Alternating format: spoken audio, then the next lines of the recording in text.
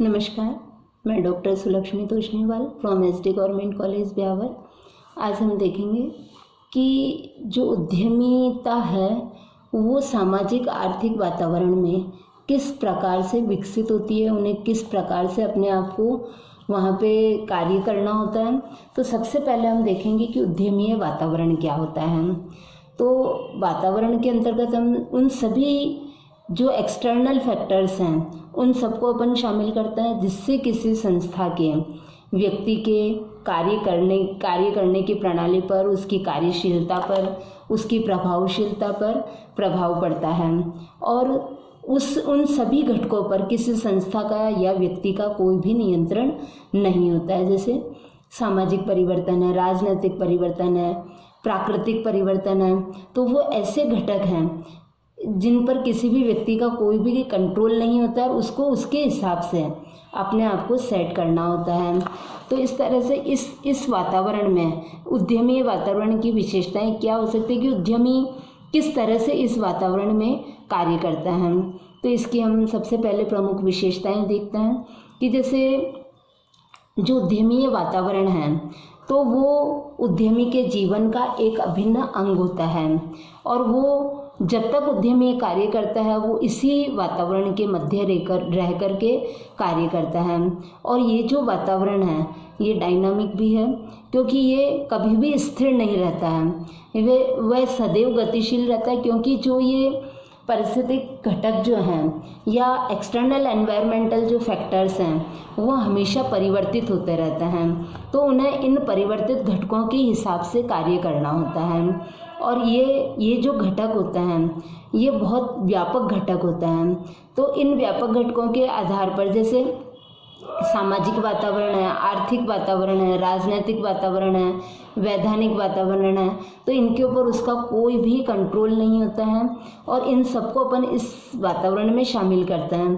तो अपन देखें कि जो उद्यमी है वो इंटरनल वातावरण पर कंट्रोल कर सकता है परंतु एक्सटर्नल वातावरण पर वो कंट्रोल नहीं कर सकता। उसको उसके अनुसार अपनी पॉलिसी को निर्धारित करना होता है। आप देखिए कि जो वर्क फ्रॉम होम है तो उसका कंसेप्ट पहले भी था परंतु वो विशेष परिस्थितियों में था, परंतु जो ही कोविड-19 आया तो और उस बीमारी के कारण से जहाँ सोशल डिस्टेंसिंग मेंटेन करना ज़रूरी हो गया तो उस परिस्थिति में हर कंपनी के द्वारा वर्क फ्रॉम होम की पॉलिसी को अडॉप्ट किया गया। तो ये सब जो अडॉप्ट किया गया है किसके कारण से किया गया, क्योंकि ये बाह्य वातावरण का एक पार्ट है कि जिसके ऊपर कोई भी जो व्यवसायी है, उद्यमी है, वो अपना नियंत्रण स्थापित नहीं कर सकता है। तो वो जब उस पर नियंत्रण नहीं स्थापित कर सकता है, उस वायरस को वो कंट्रोल नहीं कर सकता है, तो तब तक उसे क्या करना होगा कि उसे अपनी कंपनी की पॉलिसी को चेंज करना, उसके हिसाब से अपनी कंपनी की पॉलिसी को उसे जारी रखना होगा या उसे चेंज करना होगा। तो इस तरह से इस व्यापक जो वातावरण है, ये मैंने आपको एक छोटा सा उदाहरण दिया कि जिसके कारण से पूरा विश्व की जो गतिविधियां हैं वो चेंज हो गई है।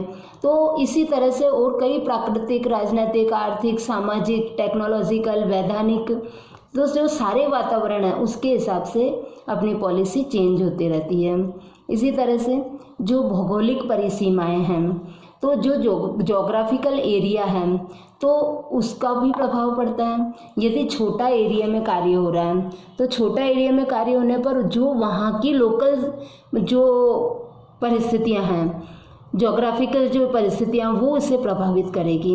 और जब वो बृहद स्तर पर कार्य कर रहा है तो जो सारे क्षेत्रों का जो जोग्राफिकल एनवायरनमेंट है वो उसको प्रभावित करेगा।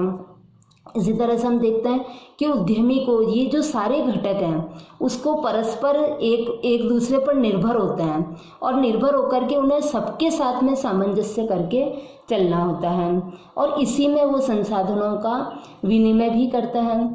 जैसे वो वातावरण से अपने लिए कच्चा माल खरीदता है या वातावरण से वो संसाधन प्राप्त करता है और वो उनके ऊपर प्रोसेसिंग करके उसको वापस उस बाह्य वातावरण में ही प्रस्तुत करता है। तो इस तरह से उसकी ये विनिमय की प्रक्रिया, लेने और देने की प्रक्रिया, मतलब क्रय करने की और विक्रय करने की प्रक्रिया उसकी चलती रहती है। तो वो जो ले रहा है वो भी वातावरण से मिल रहा है, जो दे रहा है वापस तैयार करके वो भी वातावरण को देना है। तो उसको जब परचेज कर रहा है तो उसमें भी उसको इन बाह्य वातावरण के घटकों को संतुष्ट करना होगा, और जब वो प्रोसेसिंग करके माल दे रहा है तो उस समय भी उसको बाह्य वातावरणीय घटकों को संतुष्ट करना पड़ेगा। इसी तरह सूचनाओं का विनिमय करना होता है कि प्रत्येक उद्यमी है तो उसे अपने सूचनाओं का विनिमय करना जरूरी होता है। तो सूचनाओं का विनिमय से ऐसा हो गया कि जैसे कई ऐसी वैधानिक सूचनाएं हैं जो कि उसे, जैसे कि किसी कंपनी का यदि पंजीयन कराया जा रहा है, पार्टनरशिप का पंजीयन कराया जा रहा है, तो उससे संबंधित जो अथॉरिटी है, जो रजिस्ट्रार है, उसके पास में उस कंपनी की फाइल को उसे प्रस्तुत करना होगा, और समय समय पर जो उसने परिवर्तन किया है उन सारे परिवर्तनों को वहाँ पर रजिस्टर्ड कराना होगा, उन्हें भेजना होगा। इसी तरह उसे समाज को भी उन सूचनाओं से अवगत कराना होगा। तो वो अपनी वस्तुओं के बारे में अवगत कराएगा, चाहे वो समाचार पत्र के माध्यम से हो सकता है, चाहे और कोई भी मोड हो सकता है, दृश्य श्रव्य कोई भी मोड हो सकता है, उससे वो और समाज से वो सूचनाएं भी प्राप्त करता है। तो इस तरह से ये उसका विनिमय चलता रहता है। इसी तरह से जो विस्तृत बाजार में वो कार्य करता है, क्योंकि वह वहीं से जो संसाधन है उन रिसोर्सेज को वो लेता मार्केट से है और वापस उसे उस समाज को, उस वातावरण को ही देता है। तो उसे वो वातावरण को नेग्लेक्ट नहीं कर सकता है, उसे वातावरण की जो एक्सपेक्टेशंस हैं उन अपेक्षाओं को संतुष्ट करना आवश्यक हो जाता है। यदि वो उनको संतुष्ट नहीं कर पाता है तो धीरे धीरे वो अपने अस्तित्व को समाप्त कर लेगा। और ये कार्य करते समय उसके पास सामने कई प्रकार के चैलेंजेस आएंगे, कई प्रकार की अपॉर्चुनिटीज़ भी उसको प्राप्त होएगी। तो उसके वातावरण से जो उसको चैलेंजेस मिल रहे हैं उसको तो उसे फेस करना होगा, परंतु उसी वातावरण से उसे वापस उन अपॉर्चुनिटीज़ को भी ढूंढना पड़ेगा और उन्हें ढूंढ करके वो कार्य करेगा। और उन्हें परिवर्तनों के अनुरूप भी परिवर्तन करने पड़ेंगे, क्योंकि वातावरण में जो परिवर्तन होता है, जो हमेशा मानव अच्छे वातावरण की उपज होती है, तो जो वातावरण में जो परिवर्तन होता है तो उन स्वभाव व आचरणों के हिसाब से उन वातावरण के अनुसार उसे कार्य करना होता है। अब जो वातावरण है वो जोखिम भी उत्पन्न करता है, अनिश्चितता भी उत्पन्न करता है। तो उन जोखिमों को और उन अनिश्चितताओं को की गति क्या है, उनका किस तरह से सामना करना है। तो कभी कोई गंभीर घटना सामने आ सकती है, कभी कोई सामान्य घटना सामने आ सकती है, तो उन घटनाओं का सामना किस तरह से करना है। तो ये सारे कार्य उस एक जो उद्यमी है उसको करना होता है।